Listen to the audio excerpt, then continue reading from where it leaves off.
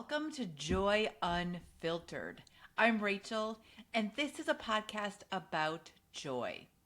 Not the shiny, performative kind, not the everything happens for a reason kind. This is joy as a strategy, a way to stay steady when life feels loud, a way to stay human when things are hard, a way to lead, love, and live without burning out or checking out. Some episodes will be just me. Some will be honest conversations with people who have lived their way into a deeper, truer joy. No fixing, no bypassing, just real stories, real tools, and room to breathe. Let's get into it.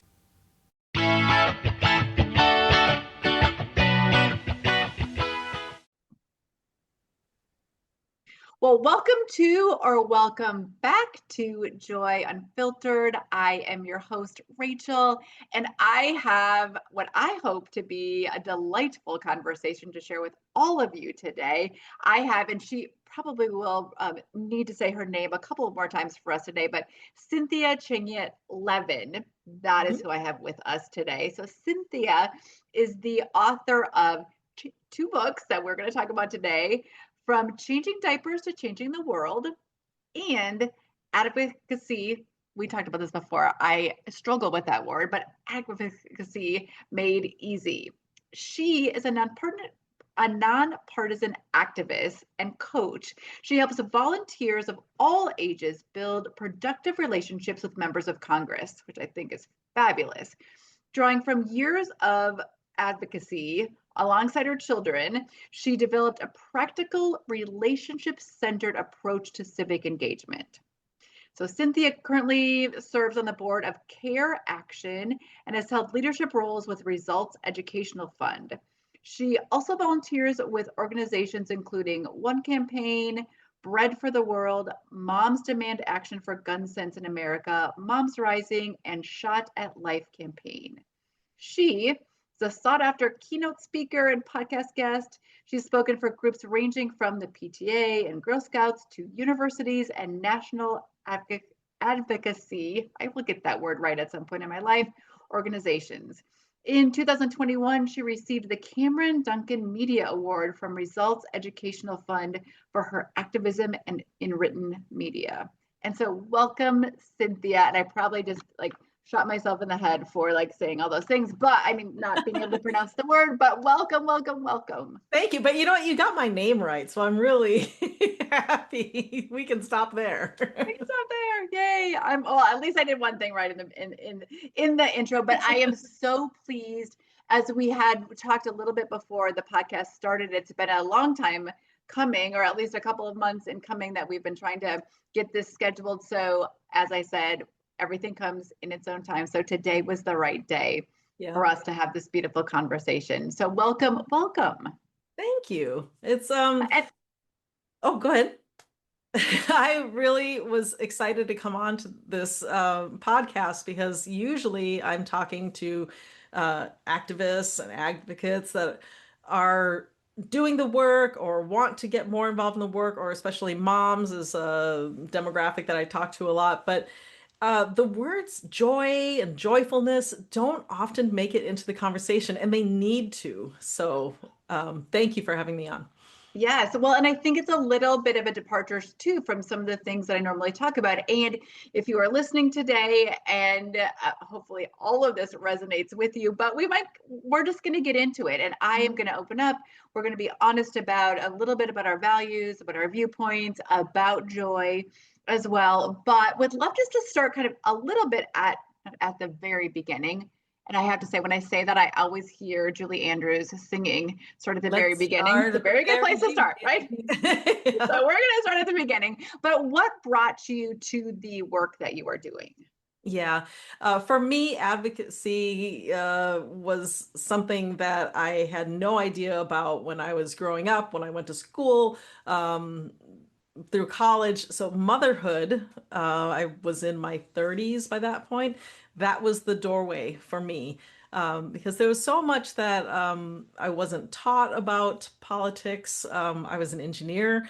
I just didn't think about things very much. And that's number one right there, I have to check my privilege that I was able not to think about some of those things. But when I had a little baby in my arms for the first time, it's like something cracked wide open. There was a lot more emotion and empathy there. And it was really in the first week, the first 4 days of life. Um, it turns out that I'm a person that breast milk does not come in until a little bit later. So I was panicking that I was trying to do the best that I could and breastfeed, but there wasn't any milk there. So the baby was not thriving. And fortunately, spoilers, this kid is graduating from college next week. So nobody get too wrapped up in this desperation about the baby because it all worked out fine. My doctor said, hey, you need to get to the drugstore and get some formula and everything's going to be fine. Your milk will come in. And she was absolutely right. But it turned those wheels in my head thinking about what happens to moms who don't have money for formula. What happens to moms in other countries that don't have even clean water, don't have the medical access to call a doctor and say, hey, what's going on? I am, kind of embarrassed to say, but I wrote about it in the book. You have to get past that embarrassment and just say, this is what happened. This was the event that opened my eyes to other things. And it really started me down a years-long journey of learning about what other people's experiences are and how I can help. I didn't have that much money at the time. We all would like to give a lot of money, but that's just not something that's available. But as Americans, we all have access to telling our members of Congress what we would like to happen to help other people. Gonna stop right there. I heard a doorbell. Excuse me.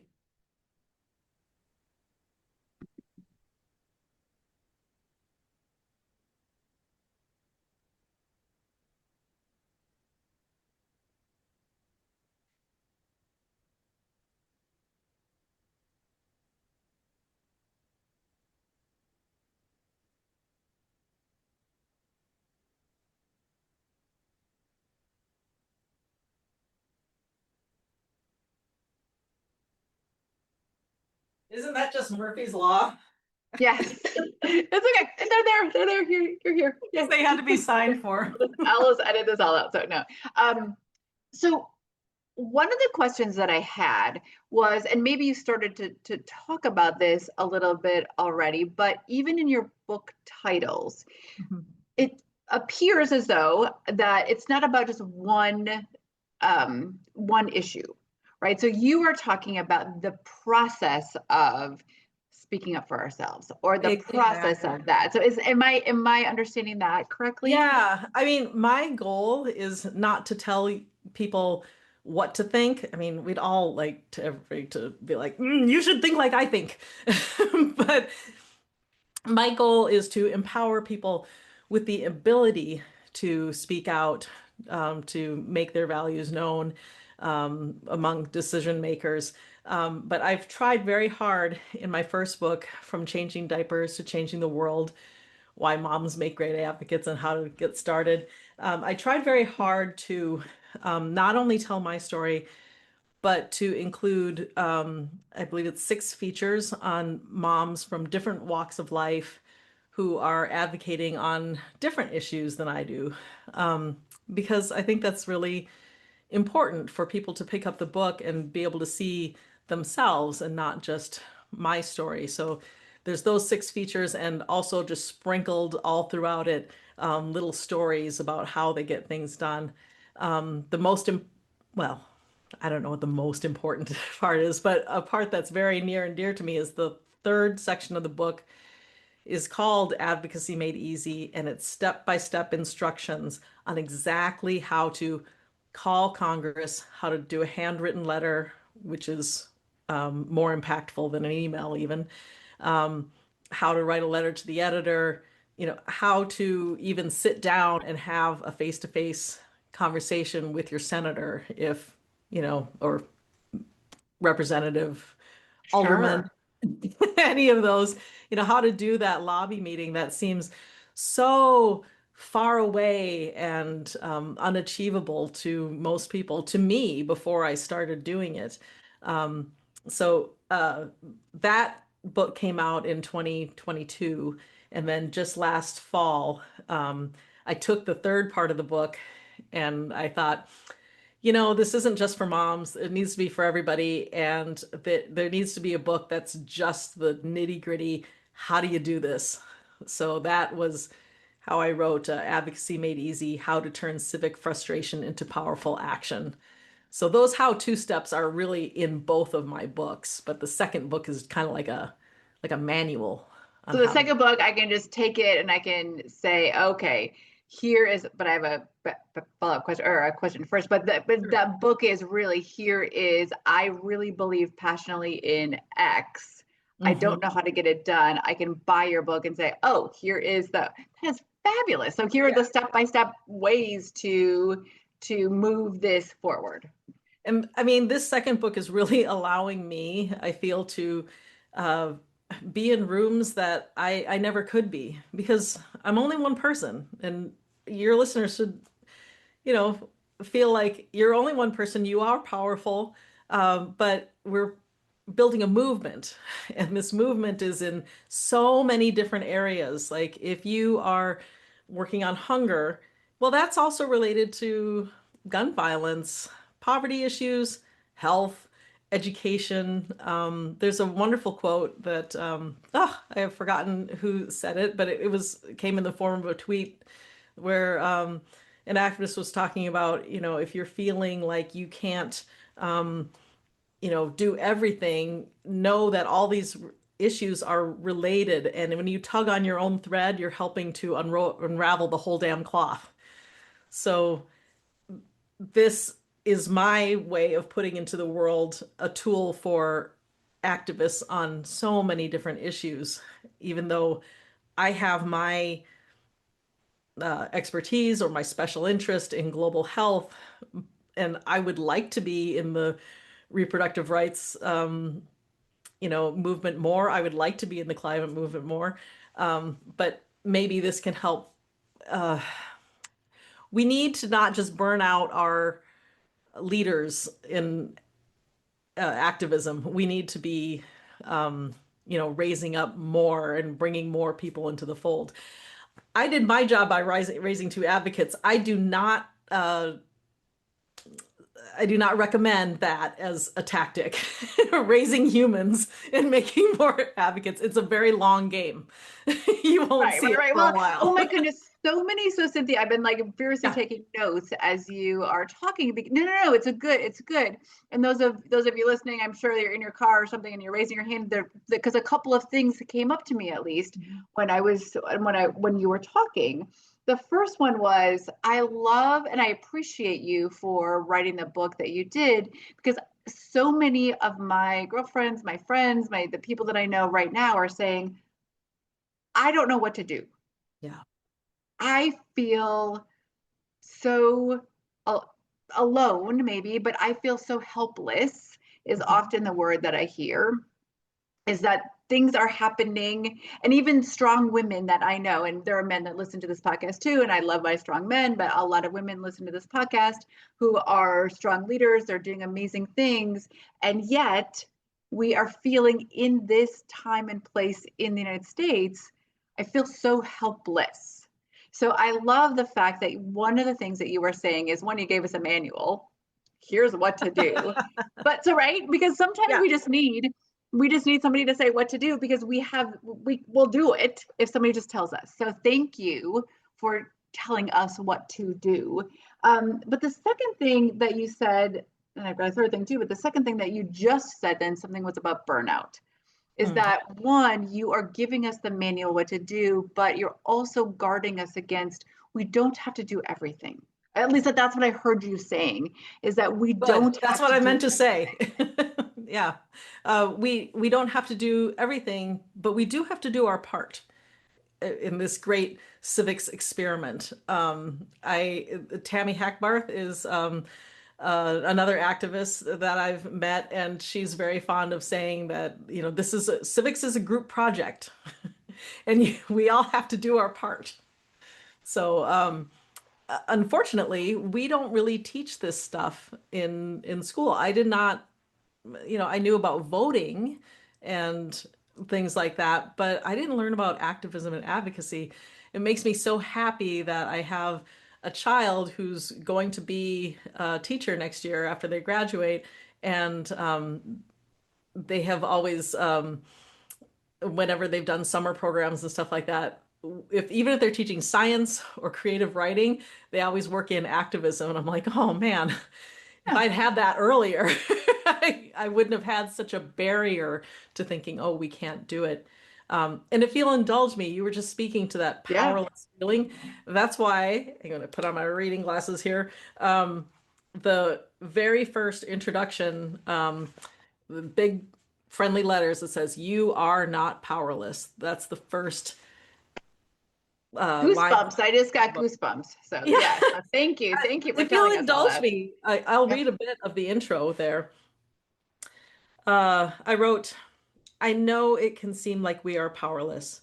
I know you disagree with some or all of the people elected to run your city, your state, and your country. The situation is bleak. Real people suffer because of policies that keep families in poverty, withhold medical care from those in need, damage the environment, deny rights to vulnerable people, and more. It feels like there's never enough good news to make up for the bad. It doesn't look like we have a choice in what's happening to us. Do we have to live this way? Well, what's the alternative? The alternative is speaking out to decision makers, becoming empowered, and working with movements to change the world. This is the good stuff rarely taught in high school government classes. As a volunteer advocate, I feel alive and full of purpose when I help an idea become a law or prevent a harmful bill from passing." And there's more to that, but I just thought that spoke to the feeling you were describing. That 100%. So thanks, Cynthia, for sharing that, because that, I mean, that is, but I also appreciate the even if that's the intro, not if that, but that is the intro, and you give us hope. Give us hope that we can feel, and I want everybody to feel like it's okay to feel the feels, because we need the whole spectrum, but don't stay there. And so as so you wrote the book about it. So what are some things, even before we get your book and read your book, if I am sitting in my car right now and I'm like, yes, that is where I am, do you have some easy tips on how we get started? Yeah, and it's so important just to get started. And even if that step is small, I have felt in my own life that when you take a small step, you inspire yourself to do more because you go, oh, I did it. It wasn't that hard. So some easy things to do. There is a tool out there called 5Calls. You can go to fivecalls.org. And this is probably the easiest thing that I've seen. And when I started, there was no such thing about 5Calls. So I want to tell people about it, that, for almost every issue that you can think of, there is a call script that you can click on it, take a look at it, think about how you might change it up for your own personal situation, because it always helps to throw a little personal thing in there. And you can even, hit the button on your phone or on your computer, and it will do the call for you and connect you to your two senators and your representative in Washington. And, sometimes I always tell people that it's okay if you don't know all the particulars about something, because you are the best expert on your own life and how you feel. They don't know what that is. You do. So go ahead and tell them how you feel. But I understand sometimes you need a little script, because some folks get nervous. I know so many people who just can't deal with the cold calling. And so my tip on that is call at night when the offices are closed. It still gets I'm an recorded. extrovert and I don't mind talking to people, and I still get a little bit nervous about those things. So, oh my goodness, what a great, because then you're just going to get the voicemail and you can just say it, right? So I'll be. Yeah, yeah. And I just want to tell people that your call does make a difference, because it's not just you calling, especially when you use those calls on five calls, because if that issue is on there, that means that there are thousands and thousands of people already thinking about it. And we need to think about that metaphor of how snow can snap branches with the weight of it. Every little snowflake is like practically weightless, but together, we can bring systems down if we work together. That speaks to my heart, absolutely. So definitely five calls in it. I like how you talked about the whole like just take a small step.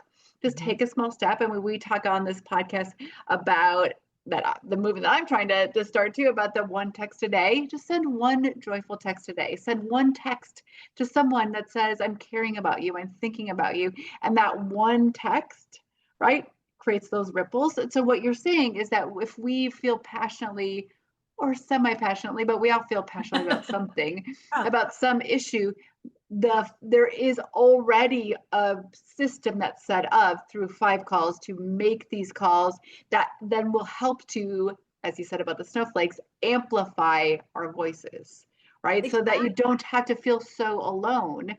And Mhm. it sounds like what it is, and I haven't got on here, but I will definitely do that after this, is that if I'm already thinking about something, probably someone else is as well. And Yeah. if it's one of those issues, then I already know that by leaving that message, my voice is being amplified. Yeah. And it's one of those things that if you do that, you're going to feel better because you'll feel like I did something. So that immediately brings a little more relief, a little more empowerment into your life. But if that feeling starts creeping in a little bit, I've got great news. The What's even better than making one phone call is calling every day. And this is something that you can fit into your schedule, whatever you're doing. Oftentimes I'm talking to moms. So in the pickup line, where, wherever you're waiting, if you're, at work or something like that, and you're waiting for the Zoom call, you're there 5 minutes early, and those other people are not logging in, well, maybe you can make a quick phone call or something like that. I used to, think about that in line for coffee shops when I used to do that. I've broken the coffee shop habit now. But sometimes there'd be a line or whatever, and you might be standing there with friends, and it's like if you asked your friends to call while you're in line, well, then there's like five of you. So that's like five more. So anything you can do to like scale it up.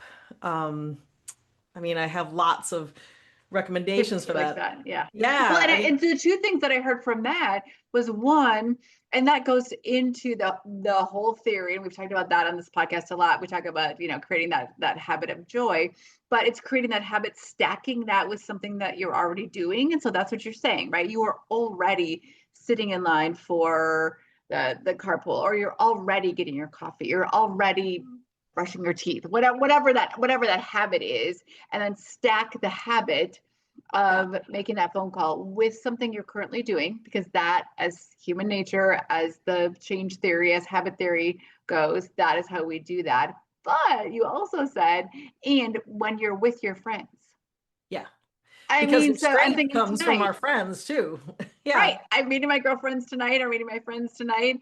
Maybe before we sit, and we happen to be going to, I don't drink, but we happen to be going to beer choir tonight. So we were going to be singing like crazy songs. I mean, it's so fun, but it doesn't matter if, non-alcoholic beer for me, Sounds but great. great. But maybe before we start, we will like make our phone calls. So, I mean, stacking it with something you're already doing, right? Tie it Yeah. into some of those social things. And I think that beer choir is a great segue for getting back to joy. Yeah, right. Because this is one of the reasons that I was excited to come on to your podcast, because sometimes I'm in the spaces where it's like, activism and advocacy, and we're all so frustrated, and it's all so, defeating. And the reason it feels that way is because it is. There's tough things going on in this world. But when we approach things with negativity and hatred, uh, it's not sustainable. And we talked about burnout a little bit there.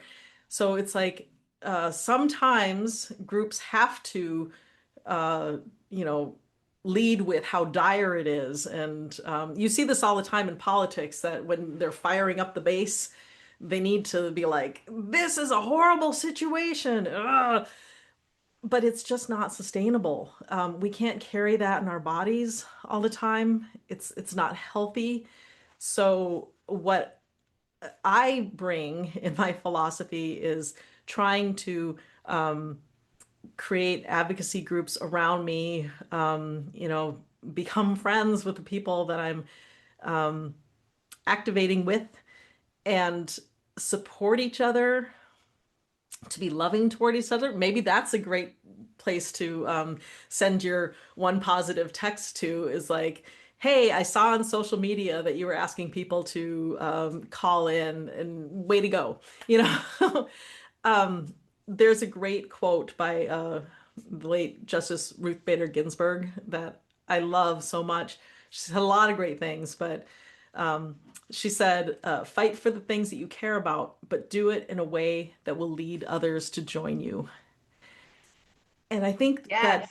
joy is part of that. And the joy could be the simple joy of seeing your fellow activists come in the room and saying, I'm so happy you're here. I'm glad to be with you. Yeah, and I love that, Cynthia. And I think too, one, and we talk about a lot about that on this podcast, about that joy is sustainable, right? Joy is sustainable. Like Yeah. feeling good is helps us be one, more creative, more open, more collaborative. We talk a lot about all the brain science about how feeling joy, feeling present, feeling open, you know, really regulating our nervous system that helps us. So thinking about all of that in the work that you're doing, absolutely that makes sense to me. Because if we are striving towards a goal and we want to be collaborative in that pursuit of that goal, we do need to feel joy, because we do need to have this like breath, regulated nervous system, so that again we're more creative. We can we can withstand even not Yes. worse, but we can withstand more struggle if we are operating from that space, and we are able to reach out and be more collaborative in that sense. So all of that like absolutely makes sense to me. And it's the one thing that I wrote down, and this is just a personal thing. So those of you who have been listening to this podcast for a while know I'm from Minnesota originally. I lived in What? So am Texas. I. What? I'm Yes. from Moorhead. Oh well, I'm from the Twin Cities, which Okay. I live in St. Paul. I live in Cottage Grove right now, but I live in St. Paul right now. So fun. But I lived other places, and they keep calling. I keep getting called back here. But I was living in Texas for a while, and nothing against Texas, beautiful state, beautiful people, but for me personally, and so this is a little bit about, if you need to shut off this podcast at this point, that's fine, but don't. I lean very liberal. I lean very liberal. That's not a surprise on this podcast. But I wanted to go to a place where I felt like my vote mattered a little bit more, because I felt sometimes as voting in Minnesota that I'm just voting for, okay, I'm just voting and it's great, but everybody else is voting the same way. But I loved what I wrote down is not necessarily about that, but it's about thinking, because this is about the joy piece, is that I need to do a better job at thinking than my people that are representing me in the ways that I want. So I need to do a better job of spreading joy in that way, rather than I was thinking, oh, I'll move to some place where maybe my vote will make a difference. And I personally felt the lack of joy then in the fight. And Yeah. I know that the fight still needs to happen. And I'm not saying that we don't need all emotions and we don't need all things, and we don't need people all over being really good, passionate advocates for the things that they believe in. But I also, what I'm hearing and what is delightful to me is that also I need to participate in the joy piece of the whole movement. And I haven't been doing that as much. So I need to do that. Yeah, the thanking is there's a couple pieces to that. Thanking our fellow activists, thanking our members of Congress when they do something. Um, uh, one of the one of my favorite tactics in activism is the letter to the editor. I like to call it just like a dedicated or a directed Facebook rant. I see so many people on social media that they get on there like, oh, this is what I'm like, oh, if we refined that and submitted it to a newspaper, that's actually a pretty good letter to the editor. And the reason that media matters is because politicians love to read about themselves. Um, Newspapers aren't It's dead. inherent in like wanting to be in public office, people. Yeah. It's just a thing. They like, and so that's one of the tips if you want to get published is to put the name of your members of Congress in it, because if it gets published, then their AI will find it and like feed it to them. But one of the they call it a hook. Like if your first sentence is something that's supposed to be attention grabbing. And I find a really good hook is thanking a member of Congress because so few people do it Oh that it my goodness, automatically what? makes it unusual. I okay, I'm not even for that, but for so many other things, I am like doing that now because I think this is totally an aside, but hooks have all often been in social media. If you're in social media, it's like all about like the negative hook and like grab people. But you're right. We are starting with joy hooks. We're going to start with joy hooks. I'm going to call them that now from now on out. And my hooks are all going to be Cynthia, thanks to you. And what I also heard is naming people, right? So, and I didn't hear you saying naming people in a way that was calling them out.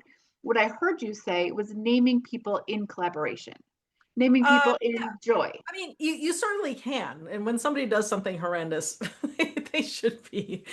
Like, we're Fine. both Minnesota natives. So if you want to call out somebody for voting for ICE funding because, we look what happened, then, Fine. absolutely. Okay.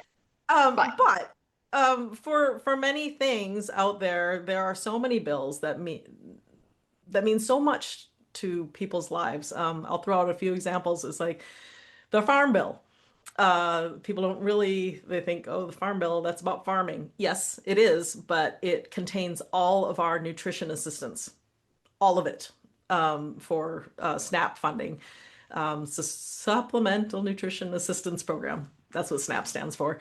And so this is what people in poverty rely on. It's our biggest safety net for nutrition in this country.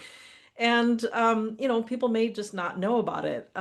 It may not be top of mind. Maybe you have a member of Congress that is just like so thinking about the war in Iran that they're not thinking about nutrition. So I can write a letter to the editor about that. And at the end, it's like, so I strongly urge Senator Hawley and Senator Schmidt, to not vote for a farm bill that doesn't have strong SNAP funding or something like that. So there's nothing like horrible in that. I'm calling on them because I'm a citizen, and I live in their district, and I'm And you helping. get to, and we get to have, and it sounds like Cynthia, in the way that you're doing that, is inviting conversation. Yeah. It's a way in which to invite conversation to also show here's what I am strongly passionate about. Here are my views. Here's what I think, and inviting them to collaborate and make decisions the way in which you want. I am now advocating, like when I started way back when, it was just with the phone call and writing a letter in the middle of the night when somebody woke me up for diaper change. And um, and then I couldn't get back to sleep. So I started there, but 20 years later, I am now going to Washington, D.C. on a fairly regular basis, and the offices know me, and they know me as somebody who is collaborative, who, I don't pretend to be happy when I'm not happy about something. The last conversation that I had with Senator Hawley's aide, we were talking about global vaccines, and I just shared with them, it's like, I'm so angry that measles is back in the news, that we're having measles outbreak. and I think it was Agreed. Carolina or something like that. So I was able to share that with him. It's like, I'm a mom and I've vaccinated my kids and stuff like that. And there's diseases out there that we, can't do anything about, but measles, we've got that one solved. So, Well, and I also think by saying that, and yes, and I agree, I also agree with exactly what you're saying because I firmly believe in vaccination. So I believe you in that. But what I also hear is that, and we talk about this too, is that it's not one or the other. You can't, it's not, I am not saying joy is this like we are putting on rose colored glasses and we're only thanking people for all of the good things. We also get to have the full range of emotions. yeah. And that full range of emotions is important because sometimes it is about the absolute anger or dismay or sadness or whatever that is. So we're calling on people, and it sounds like you are calling on people to feel the full range in that respectful way. I'll give you that same office. I'll give you a good example though about how joy opens doors. That my senator hasn't done it for a while, but like many senators, used to have a constituent coffee. So if you happen to be on the Hill on a Wednesday, some people do it on Tuesdays, you can just sign up if you're a constituent, and you show up at this random room, and they've got some coffee and treats or whatever, and then the senator will show up, and everybody gets like 2 or 3 minutes with him in a picture. And Or her, right? Both of them. or her, yeah, I'm thinking specifically about Senator Sorry. Hall Sorry. is mine, but yes. Uh, so ooh, where was I? So I think about this, like I might have meetings that last a half an hour long with staff, but when you have a senator right there, they don't have too much time with you. So you have to decide like what are you going to do? And so most of the time I'll come in like a wrecking ball of joy and like thinking of something that I can thank them for. And one example was that my Senator Hawley was a proponent of the child tax credit, which helps low-income kids. And he had just said that he supported it. So I came in and I shook his hand and I was like, I want to thank you so much for this. And it really rocks them back on their heels because it's unusual. And then within my 2 minutes, I could go on and talk about, some other issue that I wanted him to sign on to. But that kind of kicks open the door with joy. Right. And what a good that really specific example and really good way of reminding us that yes, you can again, it's a both and, but we don't forget about the both. Like do the joy piece as well. Be mad and be mad when you need to be mad. I mean, I'm all about that piece of it as well. But if there is something that you really agree with, also let them know that piece of Yeah. it because I do think that often in this world, and not just about our senators and our Congress people, but that we often go to the, we're mad about this, but let's also remember that joy part because one, that helps us personally, Yeah. and that maybe could help the cause as well. Being because you talked about how you probably did not get to the collegial way that you are with people by always leading with anger. We don't connect with human beings if we're always leading on the negative, so that you created sustainable relationships through doing both and. I kind of make the joke sometimes because people say, how can you even speak to so and so because they've done these terrible things? And yes, these terrible things are true. But they, especially a senator, is in office for 6 years, and I can't just let that be for 6 years, just hoping that somebody else will win the election so I can talk to somebody else because there's people whose lives are at stake. And it all becomes just a negotiation of like with yourself of how you're going to be, and to walk into the office and say, hello sir, you suck, would you sign this? It's not Well, going to because work. I think that, and I don't know, we don't know each other very well, but I'm guessing you also don't think that people or issues are all black and white. Yeah. I mean, there may be some like, yes, please do not shoot people. It's a black and white issue for me. Mm-hmm. But most people inherently are not black and white people. So most, I'll say most people are not all evil, so that there are good things about people. So to be able to find that space in someone, even though they might not vote any way that you want them to, that is how you are approaching that, which is how we live on this earth together as a community. It is the finesse, it is the dance, it is the delicate part of advocacy when you're doing it in a I always say relationship or, relational advocacy, as opposed to just, wanting something from somebody and one of my kids calls it just bothering somebody until they do it. It's, there's that sort, and then there's like actually, doing the hard work of seeing, do you have something in common? Can you treat them with respect? And this is a very hard environment.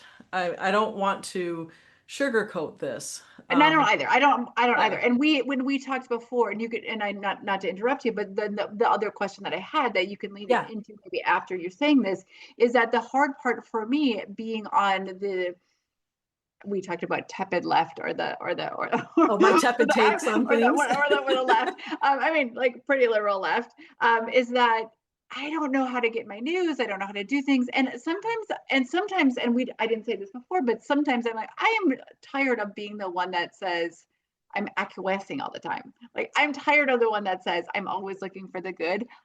I come from the joy space, and clearly my work and my calling and my purpose is around joy. But sometimes I don't want to feel joyful anymore. Like I'm mad, right?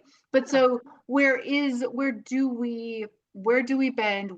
Where do we find our news? Where do we do some of those things? That was a 5,000 questions in like 2 sentences. Yeah, I mean, I think one thing that I always advise people to do is to be mindful of their news consumption, the news diet, if want to use a catchy term on it, because we do have a choice as to where to put that in ourselves. Like, unless unfortunately there are people who like live in a work environment where like CNN is on all the time or Fox News is on in the background or something like that. But most of us have a choice to decide when we consume news. And a big step for me was I used to wake up to the radio. And this is a big mistake these days, because I used to wake up to NPR.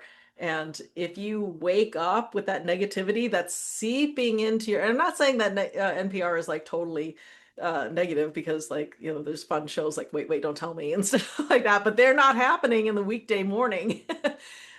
So generally you're getting like battered by what's happening in the White House. And if that's like seeping into your brain before you're even like fully awake and conscious, that's going to set a tone for the day. So I had to like stop that. My husband he was on the other side, that he was a nighttime news junkie. Like he liked those evening shows that get you all like riled up, but then he couldn't sleep.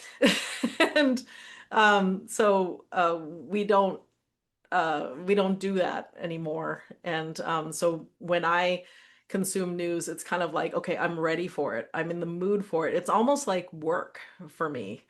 Like I'm in work mode and I'm gonna do this. I find written media is better for me.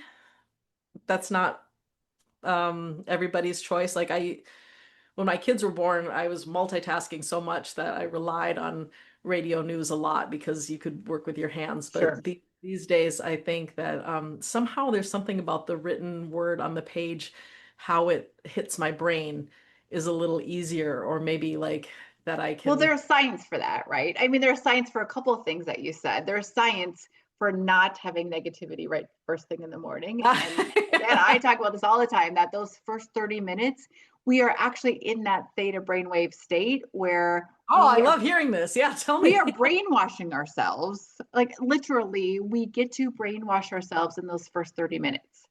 Wow. So you said, I mean, but you just what are you going to put in there in those first 30 What are you going to put in? right? So let's put in loving, positive thoughts, because our brains filter a gazillion. I know there's actually a number, I don't know what it is, thoughts throughout the day. Like we would not be able to function if our brains didn't filter things, right? But in those first 30 minutes of the day, we are telling our brains what we want to filter for. So we can filter for joy, we can filter for stress, we can filter for fear, whatever that might be. We Fear, that's a big one. get to choose. So I'm not saying all those other things don't exist. It all exists. We just get to decide what we're going to filter for. Are you going to filter for, I want to buy a red car? Okay, you're going to see like 1,000 red cars on the road now, right? Because we're telling our brains that's what we're filtering for. So I love the fact that you're saying, I'm going to do something different rather than waking up to the radio. Yeah, yeah. Same thing at night. But I guess my question for you then is like, where do we, as a liberal woman of the United States, yes, print media, that's an easier way for me to filter, because we have to think about that and filter through that as well. But do you have suggestions? Yeah, I got three. I mean, Heather words Cox for you. Richardson. That's it. Heather Cox Richardson. Okay, yes. I mean, which is like an amazing, like, I'm sure but wasn't she a professor at Harvard and then just like started writing something for her friends and family, and then we're all reading her now? But besides Heather then, Yeah. so are there other ways to filter? There is something that I read, that this is not going to give you the breadth of news, because Heather Cox Richardson deals with like everything that's happening on a national level, like whether it's war or the ballroom at the White House or whatever. Like it's like such a wide breadth. I don't even know how she does it, but this is a much smaller one, but also an area of activism for me is LGBTQ and trans rights. And I have a friend he lived in Missouri when he wrote his book. Sorry, Ben, if you're listening. We're going to put it in the show notes. Yeah, it's in the show notes. It will be in the show notes. It's called So My Child is Trans, So Now What? And his name is Ben Green, and he puts out a newsletter called Good Queer News. And it's so refreshing. Like Ben is one of those people that you turn to just because he is inherently such a joyful person. And when you're around him, it's like an incredible boost and lift. And he's filtering, to use your term, as he goes through life, he's filtering for good queer news. So like when he hears anything good, because we hear such the bad things, and especially in that community, it's dehumanizing and depressing to hear about the bad things. Like, oh, in Kansas City, we just, lost this bathroom bill, or not Kansas City, that's in Missouri, on the Kansas side. There's all this terrible stuff, but Ben will find out, it's like, hey, we defeated that bill here, and this is what happened, and these are these people that are all getting together, and that just gives me that serotonin boost. So maybe that's not your jam if you're a reader listening to this, but there are people doing this stuff, and if we got to Google and look for them, do it. Ben is just my suggestion for that issue for me. Love it. So find the people. I'm going to boost Heather again, because Heather Cox Richardson, if you don't know about her, she is fabulous to listen to. So Ben, what was it, Green? Ben Green with an Ben E. Green. Yeah. Okay. We will also tag that in the show notes. Oh my goodness. I have goosebumps all over my body. I feel like, Cynthia, you and I could talk for hours about I know, all this of these flew things. by. It really did. We barely got into things. So perhaps you'll be one of those like repeat guests on the podcast talking about joy. But two questions that I have. So if people are looking to do more of what you're talking about, one, I want you to take some time to plug your books. How do they get a hold of you? Do you do coaching, consulting? What else? Tell people all the things, because I know people are in their cars like, yes, I need more, Cynthia. I bought in. Now what? Yes, now what? Okay. So my number one piece of advice for people who want to do more, that aren't doing anything right now, or they want to take if they want to take first steps or next steps, is to get involved with a nonpartisan, reputable organization to help you, because like I quickly recognized in Donald Trump's first term, when a whole bunch of people started calling me because they're like, oh, you know about this calling Congress stuff.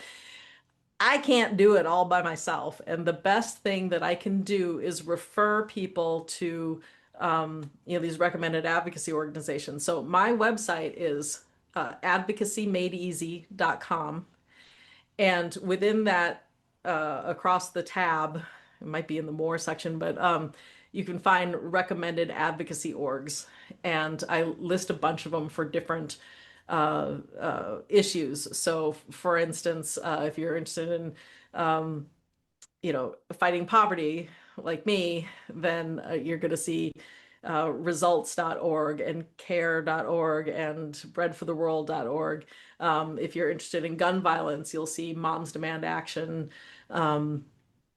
So find one of those, and what you're looking for is an organization that is interested in empowering you, not just, collecting money. call at a certain time, but some of I've got stars next to like Results and Citizens Climate Lobby and FCNL, which is the Friends Coalition for National Legislation. You never remember the letters, but these particular organizations are really great at teaching the skills that you can take to anything else. So that's the first thing, is to. And those are on your website. So if they look at your website, they're going to find a whole list of things that people can look at. Yeah. And usually they'll have local chapters. And I mean, that's a good thing, that if you're interested in poverty, global poverty, for example, maybe you live in a city that Results has a really strong chapter, or if you don't, maybe the One campaign does. And so it's just worth looking. In my book, Advocacy Made Easy, there's a QR code that'll lead you to that that same page. So yeah, there's that. 5calls.org also. We talked about that before. And if you're so inclined, if you're ready and inspired after this, I would just say, like, don't even wait. Like, don't be like, oh, I'm going to buy her book and then I'm going to read it and then I'm going to do something. No, do it right now. When you finish this podcast, go to 5 calls and just do it. There's that, who said it, that just do it before you're ready. And yes, and right. And because it is a little scary, but it might be scary to call during the day, but I'm taking your advice to begin with. Just call after hours and just leave a message, right? Just do it. Just do it. Just do it. Just do the 5 calls. You'll feel better. You'll inspire yourself. The other thing is, in my book, and I have these little notepads that say, like, call Congress, and like, treat yourself. Because, just like a little boost of joy. I think that you probably know this very well, that the negative emotions are more sticky. And so we need to actually celebrate and mark the times that that we do something great, that we do something with other people, to solidify that. Now, I'm not saying have a cookie every single time, because maybe that'll lead to other problems. But I certainly have cookies sometimes. I tell people gold stars. I mean, we are all 5-year-olds at heart. We are all 5-year-olds at heart. Get yourself a calendar. And if part of what you want to do is make a change in the world, and you want to do some of these things that Cynthia is talking about, my suggestion would be get a calendar, get some gold stars, and you put a little sticky note on every day that you. That's easier than putting a gold star when you do your sit-ups, because you didn't even have to do the sit-ups. You didn't do the sit-ups. You just called your senator, or you did the 5 stars, or you did something. But you're right. We need to reward our brains with positive things, and we need to celebrate the positive things that we do. So yes, so I love the fact that you're saying celebrate yourself for those small actions. Yep. And your whole thing, Cynthia, is just start. Yep. Just do it. Just start. Yep. I'm going to put all of these links in the show notes. I want to make sure that all of you, I'm really, really, really, I know I say this after everything, but this time is like, seriously, get a hold of Cynthia, look at the stuff, know the things, do the things, just start. do something, because together we are going to change the world. Yeah. And I didn't do it because authors are often like this, that we're terrible at plugging ourselves, but do it again. Just to say it again, the first book was called From Changing Diapers to Changing the World: Why Moms Make Great Advocates and How to Get Started. That's the one with all the inspiration and all the stories and the feel goods. And then the second book, Advocacy Made Easy: How to Turn Civic Frustration into Powerful Action. That's the down and dirty handbook, which is included in the first one. So each of them are going to give you those step-by-step instructions. You can buy autographed copies from me at advocacymadeeasy.com, but they are available wherever books are sold. Your favorite indie bookstore can order it for you, Barnes & Noble, Amazon too, just for the reach, but I really got to plug those indie bookstores. And if you go to my website, you can sign up for my monthly newsletter. You can find out what's up with me, different conferences and things that I'm going to, like the results one in July, if this podcast comes out. It will, yeah. This will be out in June. You are listening to this in June. We were recording in May, but this will be out in June. So yeah. So results.org, if you have the itch to go to DC and try out these skills, it's very affordable, but you can find out things like that on my newsletter, and every single newsletter has a timely action at the bottom that is easy to do. So that's a way that you can get a little bit of my coaching without, being right there with me personally. I love it. Although, oh my goodness, how amazing was it to be right here with you today. So before I let you go though, what is bringing you joy today, Cynthia? Oh, my little tiny trailer. Your little tiny trailer. Tell us more. Tell us. Yeah, my husband and I had dreamt about doing this when my kids both went to college. We bought a little tiny teardrop trailer with room for two, and we are taking it all around. We just got back from Rocky Mountain National Park, where we were there, and the snow was falling in the mountains, and we were cozy inside the trailer. And yeah, it's just a little dream come true. And the fact that I have a husband that would like to be in a very small confined space with me is blowing my mind. Oh my goodness, that is so beautiful. And this was such a delight. It was a little bit time in coming. Such a delight though to talk to you about all of the things. One of the things that I truly believe is that God has given us all gifts, and it was my pleasure to receive your gift today of time, but also all of us to receive your gift of the things that you are doing. So not just listening to the podcast today, but you are doing some amazing things in the world. So everybody listening, I'm sure, is appreciative to the work that you are doing, and blessed that you are just a human being on the planet at the same time we are. So thank you. Thank you for that. Absolutely. That's what I said in my intro. Oh my gosh. What? Yeah, we're soul sisters. Yeah, it's like, wouldn't you like to trade old familiar feelings of desperation and frustration for the satisfaction and knowledge that you stood up at a certain time in history when you're needed? And by the way, this time in history is any time you're reading this book, because this is the moment you're on this earth. This is the only time that you get to make the world better, and we get to do it together. Oh my God. We are soul sisters. So, oh my goodness, there's no other words. There's no other words except for thank you for listening. Well, thank you. Thank you for those who are listening to all the way to the end of this beautiful podcast today. And it was my pleasure to host Cynthia today. So I am like, oh my gosh, I almost don't have words. I'm feeling so blessed. But thank you for listening to the end. Make sure you subscribe. You don't want to miss any single minute of the podcast, and share with others, especially share this one with those who you know can do also some good with you in the world today. So again, Rachel from Joy Unfiltered, from my heart to yours, I am celebrating you today and every day. So have fun, live well, enjoy.